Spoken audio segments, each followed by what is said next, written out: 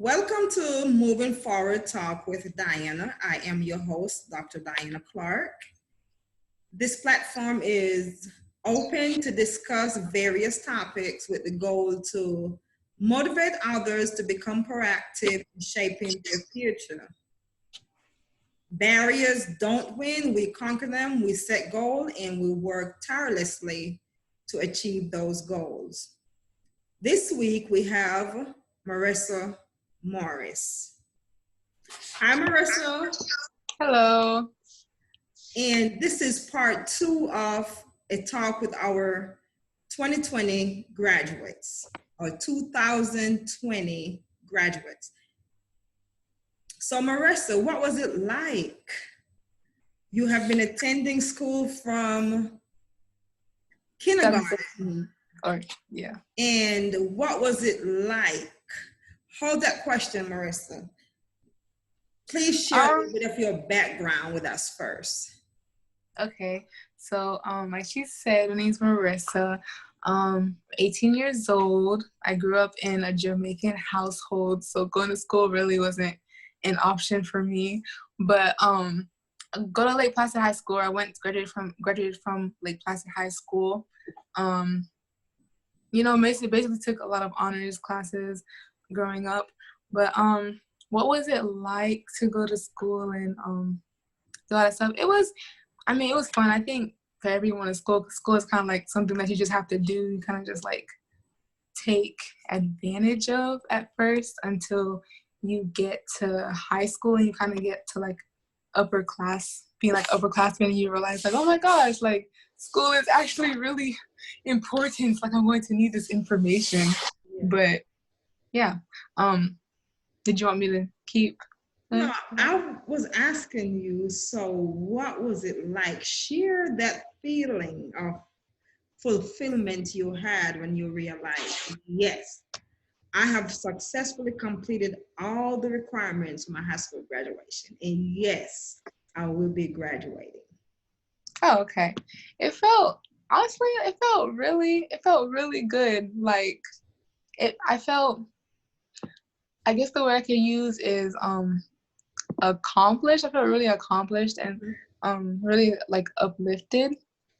Like I think one time I looked on Skyward for like my credits and all that stuff, and it was like all of them was like completed, and I was like, yes, Lord, thank you, Jesus. Like because a lot of people didn't make it this far. I had a lot of friends and associates that dropped out like 9th, 10th grade, didn't make it to graduation, didn't even walk across the stage. But I just thank God for the opportunity to do that and just to like make something out of myself. Were there any driving force? And I know that in your household, quitting high school was not an option.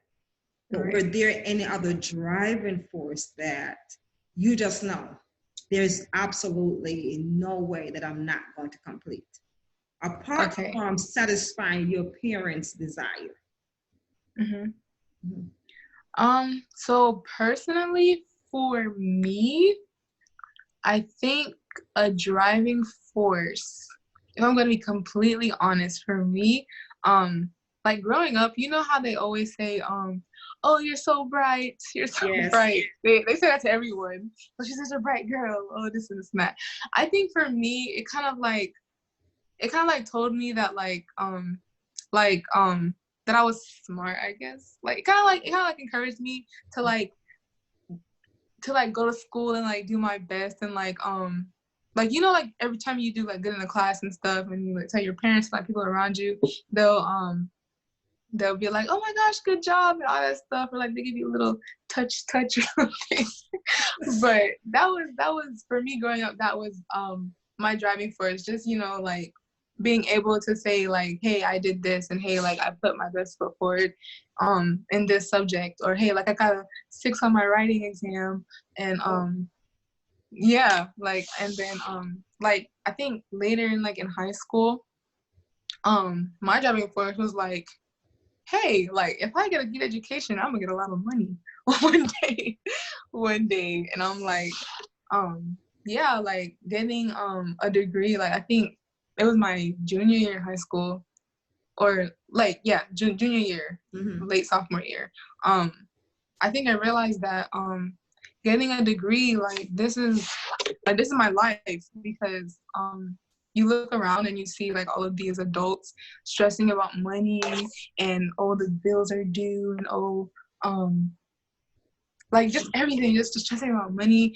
And then it's just like kind of like, I want like better for myself, or like I want to be stable in myself. So that was kind of like the main driving force for me. And then also like seeing my brother graduate to high school and college, it was also pretty cool to see him, like, walk across the stage. And you're saying, And "Oh, I'm next in line." yeah, Right? like I'm next. To see him like walk across the stage and like get his degree, and he's just proud of himself, and everybody's proud of him, he's proud of himself, he's gonna do something with his life. And yeah, pretty much that's what I think kept me going. And do you also think, or have you thought also that you have to do this so that your younger sibling could see what you're doing? Right, that is also another thing. I had two little sisters, Rihanna and Jada. Yeah. And like, it's coming up after me as an older sister. You have to kind of set the example for them, because everything you do, they're gonna do, and everything you say, they're gonna say. So it's kind of like to let them know that it's possible. Like, as a young Black woman in America, it's possible to succeed and to, work with culture. So, and I want you to talk about the night of graduation, when you walked across that stage. Okay. How did you feel? Because I'm going to give you a little story. I didn't graduate from high school. I didn't walk across the stage from high school. Mm-hmm. And I didn't walk across the stage for my AA degree, but the first time I walked across the stage at my bachelor's level. And I remember as I was about to walk across the stage, I was a little nervous as well, but I heard my son, my oldest son, TK, screamed. He was about 4, going on 4, and he yelled, "Oh, that's Bet!" And at first I'm like, be quiet in my mind, but that gave me a feeling that I would never forget. At that time, I felt light. I felt like I didn't even know how I complete that walk across the stage and hand my hand out to accept the fake diploma, because there was no diploma then. Mm-hmm. It was all mailed to you. So how did you feel walking across the stage and knowing that mom and dad and your sisters are there watching, and other family members are watching, and this was broadcast, right? This was Yeah. Facebook as well. So you have the world watching Marrissa walking across the stage. How did you feel? Well, honestly, the night of graduation, I think was, I want to say, one of the happiest moments of my life, even though I'm young. I guess one of the happiest moments of my young life. It was honestly really just joyous. Like, I didn't have a stage because, we're in Rona. So I had a bleacher to walk across. It wasn't a stage. But I walked, I think the first like we walked out of this like big like cave thing at first, and I didn't expect it, but we walked out and all of our family and friends were there, like sitting and clapping for us, taking pictures. I felt like a celebrity. They were like paparazzi, like taking pictures. Oh, go Rissa, go Rissa, go Rissa. And it honestly felt good. And then even more so, walking across the stage bleacher or whatever, like, even though they pronounced my name wrong, it's okay. Mm-hmm. But it's just, I think I heard, I don't know who it was. I think it was my dad. But I think I heard my dad, Marrissa, or something like that. But like it was just like a moment of kind of like accomplishment. Like, I did this, like 4 years of hard work. Like, I finally did it. But it felt really good. So now you're transitioning, you're getting ready for college. What about that feeling? Share that emotion with me. Okay. Right now, college, I am going to FAU, and I'm actually leaving in a few days or next week. right now, I kind of feel like, I don't know, like I feel. So before you get any further, for those who do not know what FAU is, let us hear it. Okay. FAU is Florida Atlantic University. There you go. It's in Boca Raton, Palm Beach. Palm Beach County. It's a pretty public university. It's pretty popular, I think, and I think it's one of the most affordable universities they say in Florida. So that's pretty cool too. But yeah, we're the owls, fighting owls, owls. So now you're leaving from Lake Placid, like Little Lake Placid, and you're going to Boca. So share the emotion now of just heading on to the big city. Well, I wouldn't call it a big city, but it's definitely Lake Placid now. It's definitely bigger than Lake Placid, right? Where we have murals and all that stuff. But right now, I kind of feel like it's kind of like a moment of like spreading your wings and like flying and like exploring the world, and just like just like going there, like meeting new people. Like I'm really excited to meet new people and to just like get the college experience and just be my own for a while, I think. Now remember, the values taught at home. Remember what you were taught in church, right? Right. So, will you be staying on campus? Yes, I will be staying on campus. And you smile as if I am ready to get away. You seem like you're gonna go for the kill. Is that what that smile means? Well, I kind of have to stay on campus because it's my first year. So okay. And I understand being 18 and wanted to experience that independency of being on your own. But as you know, sometimes it can be hard. It would be a little bit of both. They have its pros and they have its cons. But it's up to you how responsible you. It's up to you how you would apply everything you have learned at home from day one until the day you're dropped off in school. Right. What is? Yeah. Go ahead. I understand that.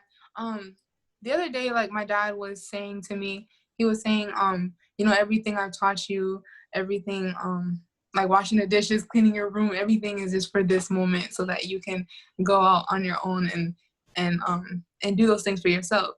And I think I would say, I'm not going to say I'm prepared all the way because I really don't know what is in store for me at Florida Atlantic University.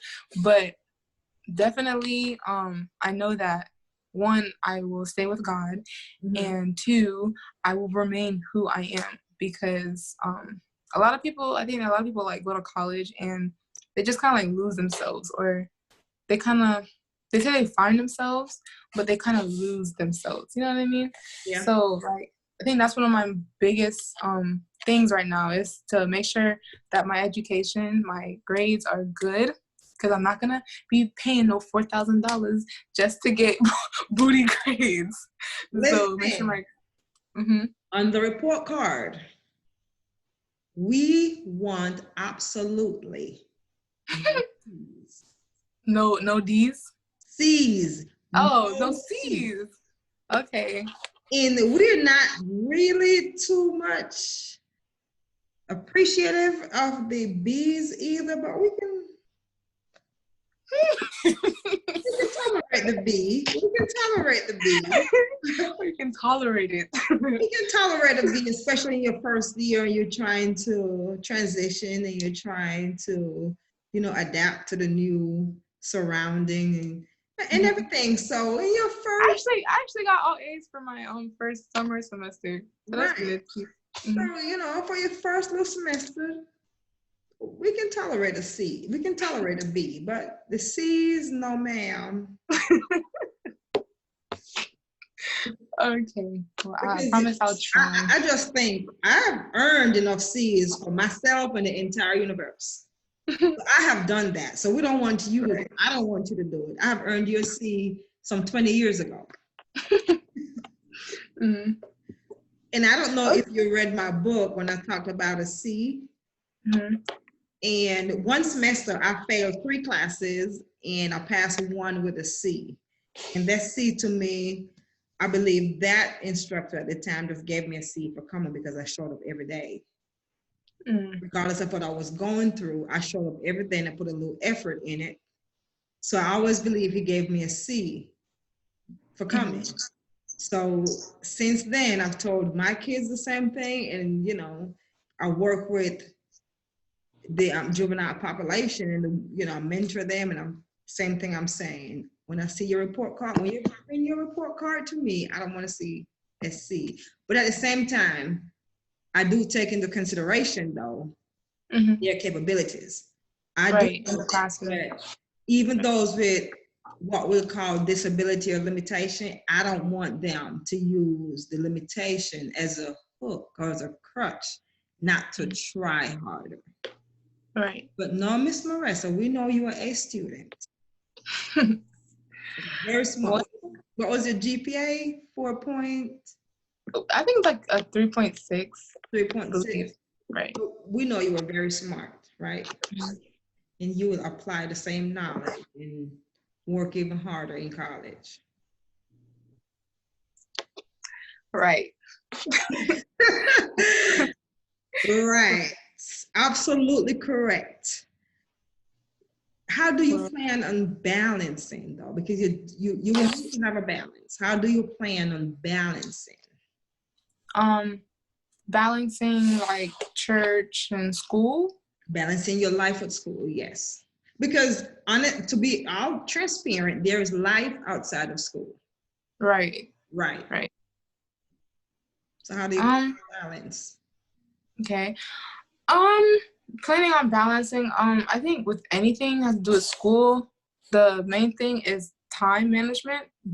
And so if I really don't want school to take over my life, then I think I have to schedule. Like it's gonna have to be a really, pristine schedule.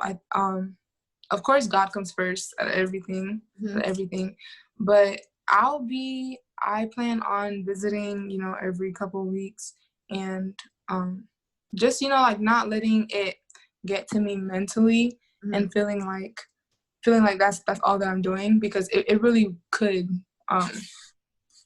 like hurt you mentally, but it really can.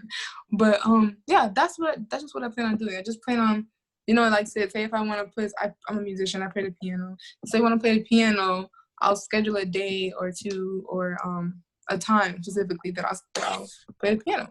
I'll do things like that. Because I was just going to suggest, when you talk about self-care, you take time away from everything.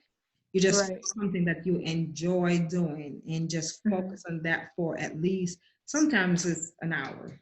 Like my self-care now, between everything I do, I walk. If I, because of the coronavirus and the gym situation, so I get off from work and I go walking. And if I don't have that time to walk, because sometimes I'm getting home at 5:10 and I have something to do maybe, before 6 o'clock, I sit in my car and sometimes I think my neighbor is probably saying, why is she in her car? But I sit in my car for 15 minutes doing absolutely nothing, thinking about absolutely nothing. What I'm doing is rejuvenating my mind.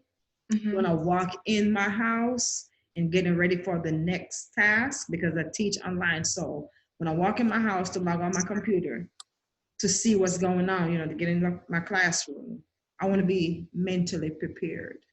Right.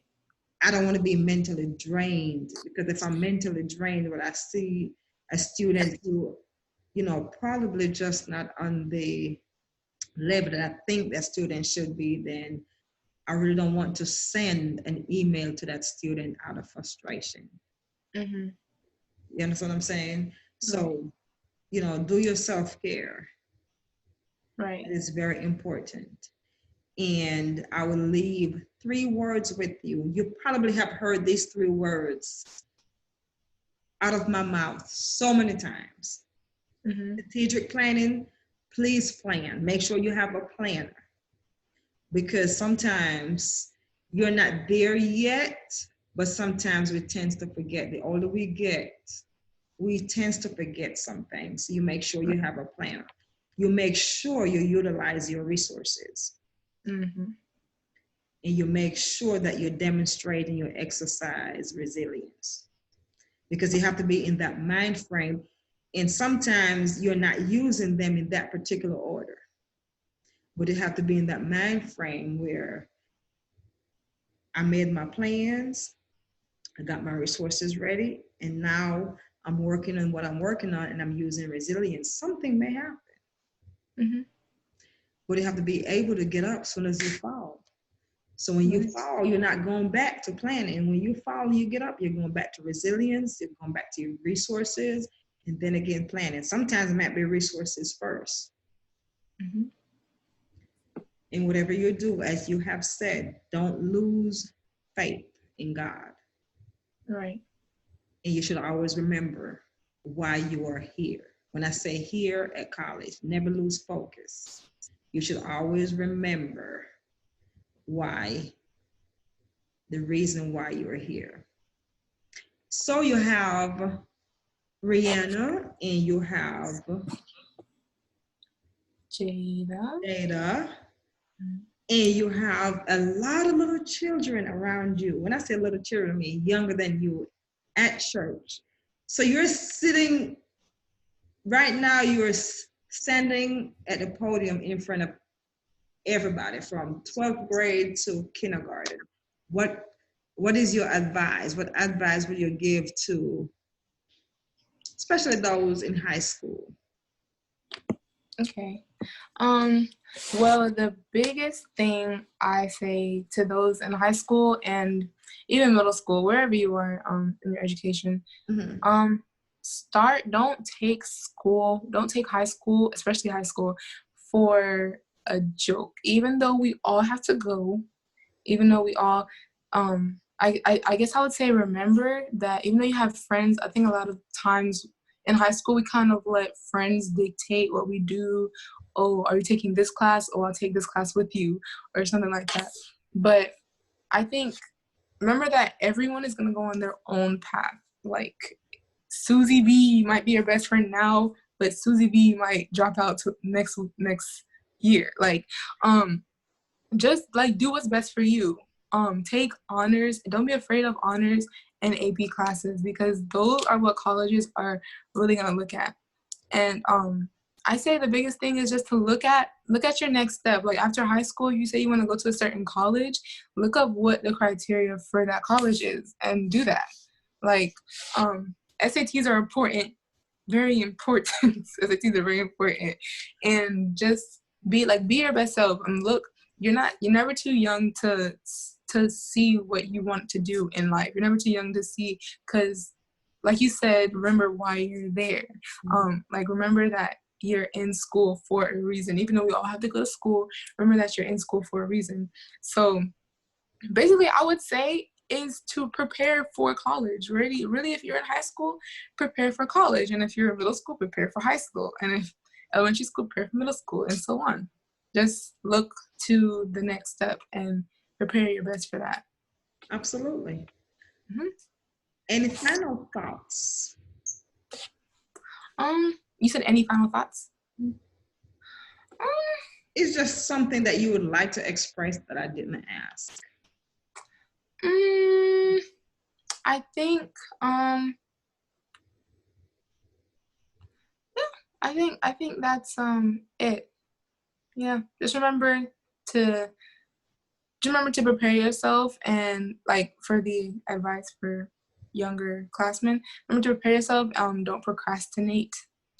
Don't procrastinate, and just start giving yourself good habits. Like giving yourself good habits now that will help you in the future. And you go, and I'm sending you off with, take the name of Jesus with you everywhere you go. And I wanted to ask, do you have a scripture? Do you have a personal philosophy that you will use to guide you as you go? Right. So I have this poster that I'm taking with me, and it says, without God I am nothing, but I think it's actually I don't remember, but it's basically the moral of it says, with God, I can do it, or something like that. I can But do I think through Christ. I can do all, is it, I can do, it's not, I can do all things through Christ, but something, we're going to go with I can do all things through Christ. But, because that's going to be like something that I'm going to say to myself. But that is the scripture that I am going to say to myself every day that I feel like, I can't do it, and this math class is killing me, and I can do all things through Christ who strengtheneth me. And don't be embarrassed to ask for help, because Right. trust me, there will be times when you would have put all your energy into your assignment, and you would have completed all your research, and you think this paper is exactly what your professor is asking for, only to realize that he may say it's not good enough, but you don't give up. And at that point, don't be afraid to ask for assistance. Mm-hmm. Because sometimes it's just could be a slight misunderstanding in your contents or in your concept. Just don't hesitate to ask your professors. Right. And That's really what we're paying for, really, at college, is all the resources that we have. So that is really smart. okay, so thank you very much for joining. It was a pleasure to have you, and this was very good. This freestyle was very good. Thank you for having me. So until next week, this has been Moving Forward Talk with Diana.